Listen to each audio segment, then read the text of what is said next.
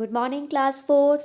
Welcome to online English class. Today we start English first, lesson 14, The Piper of the Hamelin. This lesson is about a beautiful town, Hamelin. In this lesson, we learn that we should always fulfill our promise, else we should not make any promise. Let's enjoy this interesting story.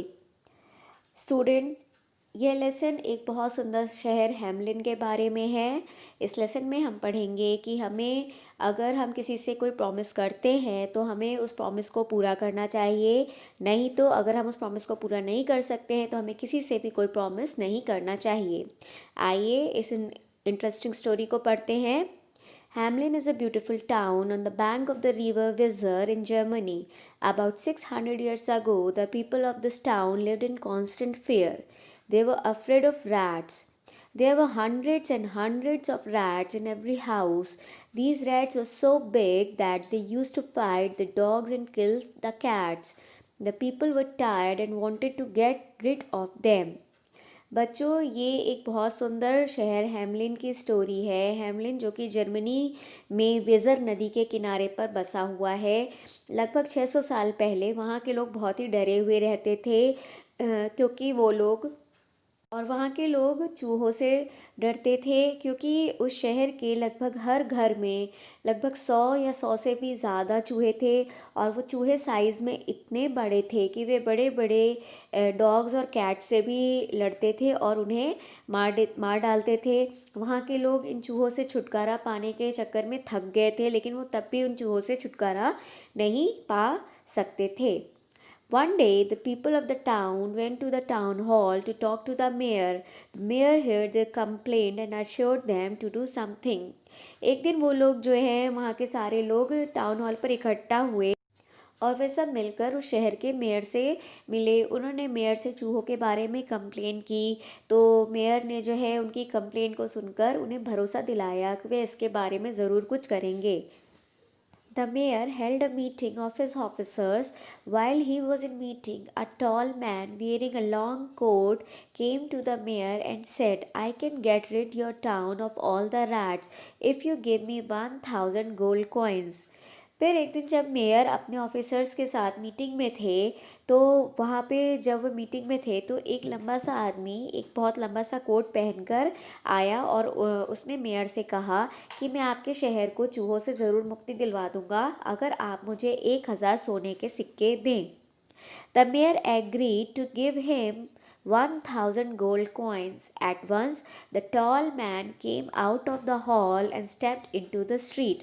तो mayor जो है वो सहमत हो गया उसकी बात से और उन्होंने उसे प्रॉमिस करा कि अगर वह उनके शहर को चूहों से छुटकारा दिला देगा तो वह उसे 1000 सोने के सिक्के देंगे। इसके बाद वह लंबा सा आदमी हॉल के बाहर आता है और सड़क पर चलने लगता है। He took out his pipe and began to play a tune. Hearing the tune, the rat rushed out of the houses and followed the piper. The piper reached a river and the rats dived into the river.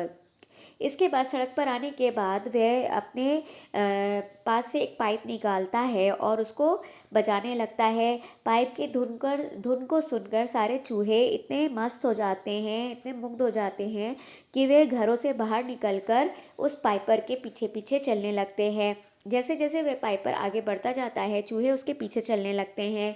फिर जब वह pipe को बजाता हुआ एक नदी में उतरता है तो वे चूहे भी उसकी धुन को सुनते सुनते उसके पीछे पीछे नदी में उतर जाते हैं और वे सारे चूहे नदी में डूब जाते हैं।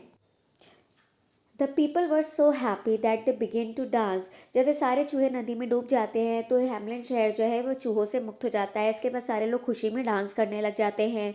The next day, the piper met the mayor and requested him to give him his 1000 gold coins. He said, I have rid your town of all the rats. Now fulfill your promise. उसके बाद जो वह Piper है वे अगले दिन जाता है और मेयर से मिलता है और उनको प्रार्थना करता है और उनसे कहता है कि मैंने आपके शहर को चूहों से छुटकारा दिला दिया है, अब आप मुझे मेरे 1000 सोने के सिक्के दे दीजिए। अब आपके प्रॉमिस, आपके वादा पूरा करने का वक्त आ गया है। The mayor said, We cannot give you that much amount. We will pay you only 500 gold coins.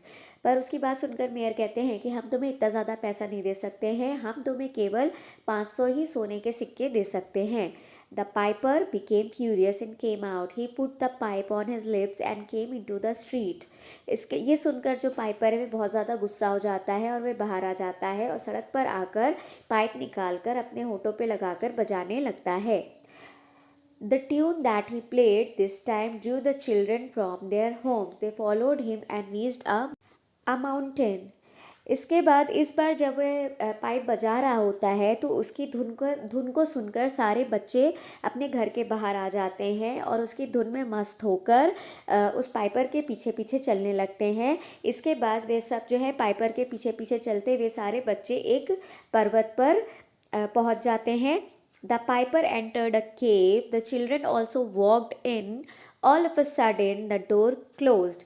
Piper जो है पाइप बजाते बजाते पहाड़ पर चढ़कर एक गुफा में आ जाता है। सारे बच्चे भी उसकी धुन में मस्त होकर उसके पीछे पीछे चलते हुए उस गुफा के अंदर आ जाते हैं। उसके बाद क्या होता है कि जो गुफा का दरवाज़ा है वह अचानक से बंद हो जाता है। The parents of the children ran to the mayor and told him the incident. The mayor offered to pay as much gold coins as the piper wanted if he would bring the children back. Alas, the piper was never seen again. इसके बाद क्या होता है, जब सारे बच्चे उस Piper के साथ उस गुफा में बंद हो जाते हैं तो उन बच्चों के जो पेरेंट्स होते हैं, उनके मम्मी पापा जो होते हैं, वे सब घबरा जाते हैं और वे सब मेयर के पास जाते हैं और उन्हें पूरी घटना के बारे में बताते हैं।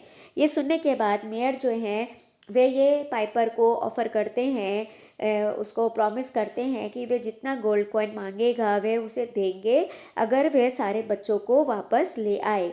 लेकिन बहुत ही दुख की बात है कि इसके बाद ना तो वे बच्चे वापस आते हैं और ना ही वे पाइपर कभी वापस दिखाई देता है। Student, this is an interesting story. मैं आशा करती हूँ कि आपको ये कहानी बहुत पसंद आई होगी। That's all for today. Thank you.